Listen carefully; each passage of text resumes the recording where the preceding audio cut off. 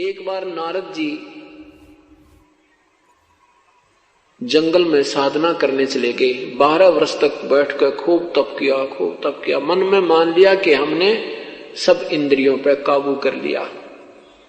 अब जंगल में आदमी अकेला रहे, वृक्ष दिखे, पत्ते घास फूस खावे, आप पे यू मन बकवाद करने तो चुप हो जाता, यू दड़ मार जा, ये बिल्कुल डुबक जाता है और फिर ज्यों का त्यों तैयार हो जाता। ये अनजान ऋषियों को ज्ञान नहीं था। 12 वर्ष के बाद नारद जी आए। ब्रह्मा, विष्णु और महेश जी ये तीनों भाई हैं। बड़े ब्रह्मा जी, बीच के विष्णु और छोटे भगवान शिव। तो नारद जी जो ब्रह्मा जी के पुत्र हैं, महर्षि नारद जो है विष्णु जी के पास गए। विष्णु जी ने पूछा, भाई ऋषि जी बहुत दिनों में दर्शन दिए, कहाँ चले गए थे? नारद जी ने कहा कि प्रभु मैं 12 वर्ष तक जंगल में साधना करके आया हूं और मैंने अपनी इंद्रियों पर काबू पा लिया है। अब मैं माया के और इंद्रियों पर काबू कर लेंगे तो ये संसार में उत्पत्ति कैसे होगी, 1 लाख जीव तू कैसे खाएगा? तो इसका नियम है कि bud the evil cut the evil in the bud, यानी बुराई को यानी स्टार्ट में ही काट दे। तो इसने विष्णु जी के मन में प्रेरणा कर दी कि यू बडांडी पा किया नारद जी, ये कहता मन इंद्रियां सारी काबू कर ली, चल इसको ठीक करते हैं। तो उधर से क्या हुआ कि नारद जी मिलकर चल पड़े, वहां से जा रहे हैं, उधर से विष्णु जी पीछे से आ रहे हैं। नारद जी ने पूछा, कहां जा रहे हो प्रभु? हाँ, कहां जा रहे हो प्रभु? कि भाई मैं इधर जाना है, इस लोक में घूम के आऊंगा, आप चलोगे मेरे साथ? नारद जी कहने लगे, मैं तो थाली हूं, आपके साथ ही चल पड़ता हूं, आपकी आज्ञा हो तो। विष्णु जी कहने लगे, आ जाओ मेरे साथ, आ जाओ। तो चलते चलते एक दरिया के साथ जा रहे हैं, दरिया के साथ साथ चल रहे हैं। तो नारद जी से कहा विष्णु जी ने कि ऋषि जी आप खड़े रहो, मैं पानी पी कर आता हूं। विष्णु जी ने कहा, नारद जी ने कहा, नहीं महाराज, मैं आपके लिए पानी यहीं लाता हूं, आप यहां रुको और मैं आपका सेवक हूं।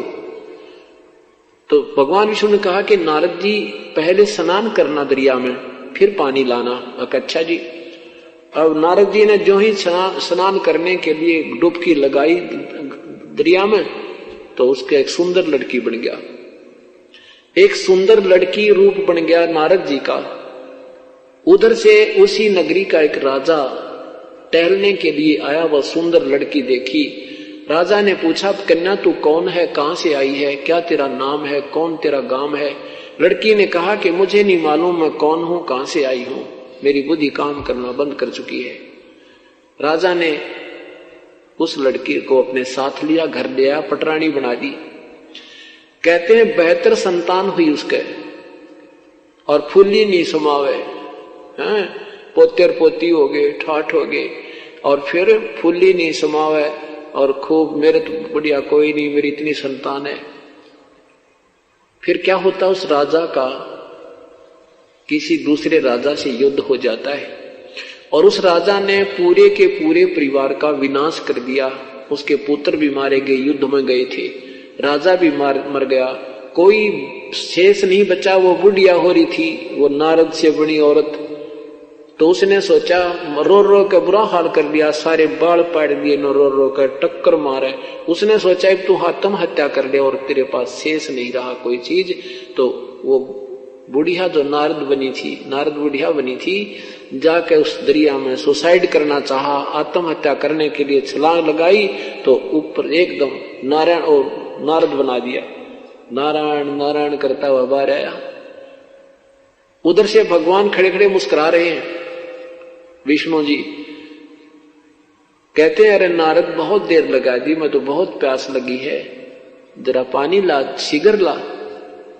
और नारद के सबकी बंदरी, जैसे सपने में कोई ऐसी दुर्घटना महसूस हो जावे और ऐसा रोया कर आदमी और जाग जाना, सपन टूट जा तो भी उसको ऐसे महसूस होता जैसे अभी वो तेरे साथ कोई बुरी घटना घट रही है। अब नारद जी के पसीने आ रहे, ये भगवान, वो मैं तो ऐसा बुरा हाल हो रहा था, मेरी तो इतनी संतान थी, वो मृगी सारी। तो फिर जान गया भगवान, हंस रहे खड़े खड़े। तब विष्णु जी ने कहा कि तूने क्या था, मैंने सारी इंद्रियां बेकाबू कर दिया। तब नारद जी बोले भगवान आप तो कसूरते हो। तो कहने का भाव यह कहते हैं कि श्रृंगी ऋषि को सार चबाए, नारद पूत बहतर जाए, काम देव दग देव गाता, पारा ऋषि पुत्री संगराता। एक पाराशर नाम के ऋषि, शादी होगी, शादी हुई, शादी होते ही अपनी पत्नी को छुआ तक नहीं और कहा मैं तो जंगल में तप करूंगा। अब उसकी पत्नी कहती है कि आप अच्छे महापुरुष हो, आज शादी हुई है, अब तुम घर छोड़ के जा रहा है, या तो शादी ना करवाता या बाद में करवा लेता। तो कहता है कि पहले मैं तप करके आऊंगा, साधना करूंगा, अच्छी संतान उत्पन्न होगी, ये करके बहाना चल पड़ा। तो फिर कहा कि मैं जब कुछ साधना कर लूंगा तेरे पास बीज शक्ति भेज दूंगा, तुझे गर्व रहेगा।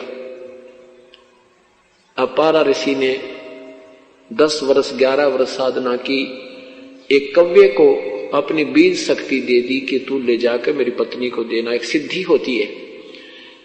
वो कौवा उसको एक पत्ते में लिए हुए आ रहा था और एक दरिया के ऊपर से जा रहा था। कौवे के मुख से वो पत्ता छूट गया और वो शक्ति जो है एक मछली ने खा ली। उस मछली के अंदर एक लड़की बन गई।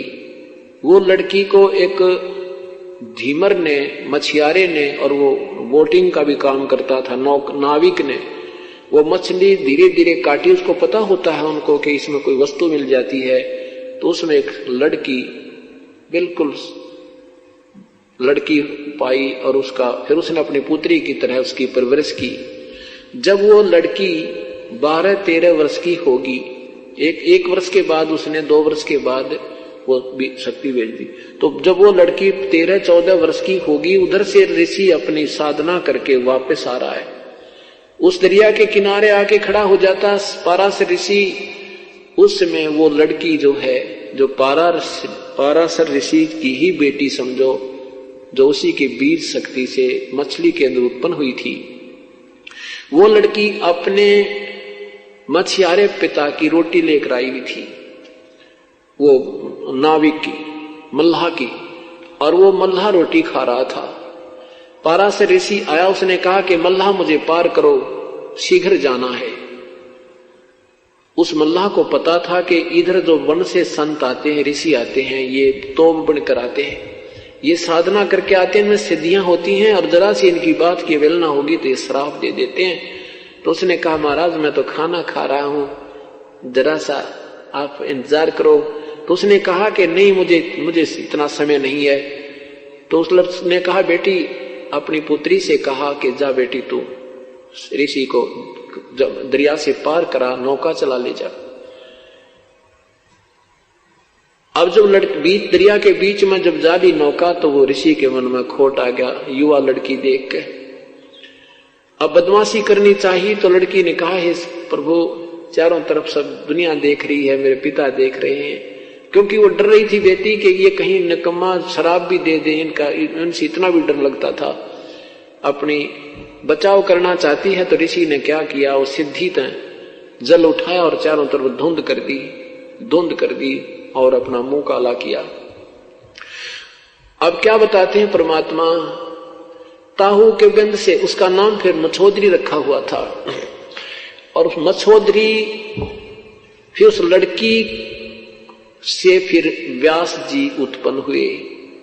उस लड़की को जो पाराशर से गर्भ रहा तो वेद व्यास जी उत्पन्न हुए।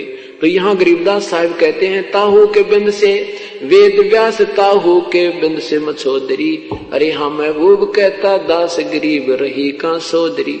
कहा तुम्हारे अंदर ये नेकता रही, उसी अपने ही बिंद से बेटी बनी मछली में, और फिर उसी से वेद व्यास उत्पन्न हुआ। तो यहाँ क्या बताना चाहते हैं, पाराशर पुत्री संगराता, पाराशर अपनी ही पुत्री के साथ दुष्कर्म किया। ऐसे कहते हैं ये अंतर्यामी बताओ, इन ये बड़े मैं ऋषि थे, ऐसे इनकी बिरान माटियां इस काल में कर रखी हैं। जब तक संत सही नहीं मिलता, साधना सही नहीं होती। कामदेव दग दे बहु गाता, पारा ऋषि पुत्री संगराता, उदालक मुनि ऐसा कीना, जिन जोगनी संग संगम कीना, रामचंद्र होते अवतारी, जिनकी दूतर ले गया नारी। दुर्मति दूती बहुत बढ़ाई, सुर असुरन की राड मंडाई। जिन इंद्रपुरी के अस्तल लूटे, गुर्जो मार सातल कूटे। गुरु मछंद्र लूटे लोई, रस कुस पिया डारी छोई। कच्छ देश में गोरख हेरे, हम संग सिद्धा लीजय फेरे। गोरख कहे सुनोरी दूती, हम योगी निर्गुण अवधूती। हम योगी जुगता ब्रह्म ज्ञानी, पूर्ण ब्रह्म अलख बिनानी। गुरुवा की तो छार उड़ाई, तुम चेला कित रहो सहाई, किस रहो सहाई।